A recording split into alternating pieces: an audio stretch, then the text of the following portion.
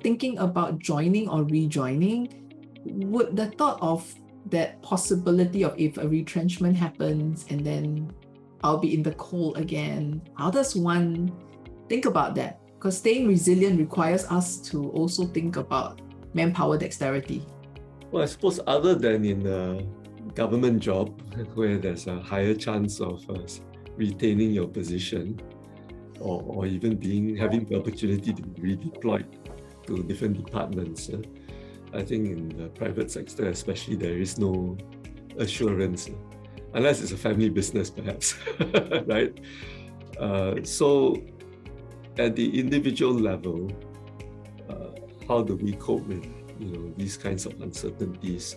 It is about personal resilience. So earlier we spoke about organizational resilience or even collective resilience, but now let's think a little bit about personal resilience. How do we cope with change and setbacks? We may not be able to prevent setbacks from happening, but when it happens, how do we respond? Mental health has been something that's also come to the fore in the pandemic discussions, right? And I think we need to,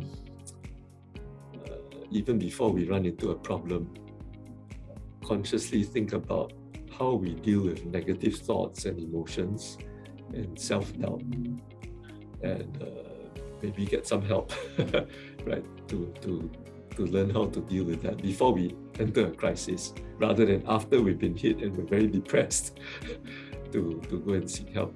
Now, and it's also about learning how to adapt and learn new things in spite of the fear and uncertainty, because as we saw in the pandemic, we had people from the aviation sector, former airline staff, being redeployed to nursing homes and hospitals, for example, and some even to manufacturing. I was surprised to learn, right? And they're brave souls, right, that went and did these things, because totally different experience, but they brought their humanity with them, right? And their values with them, and tried to, make do and contribute where they were. So that's something about adapting and learning and being resilient at a personal level. I do think that in the schools we would do well to be teaching these skills beyond just the hard knowledge and the facts. So what I mentioned also about personal resilience applies to leaders as well, right? Because leaders are also individuals, and in difficult times, I would say we are even more hard-pressed, because leadership is quite a lonely experience, and we may not always be in a position where we can turn to our peers for that assurance, or for even guidance. So if you have a coach or mentor, that's wonderful, right? But for many who don't, then it's also then comes down to one's personal mastery and personal resilience.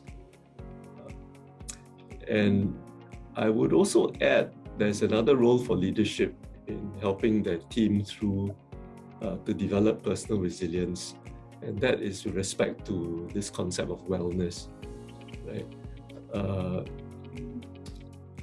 Wellness in the physical, mental, spiritual, and even social sense. I believe that someone who has a higher level of wellness, as I've defined it, would also be someone who's more resilient, and who also feels more supported and in a better shape, mentally, physically, spiritually, to cope with challenges when they arise.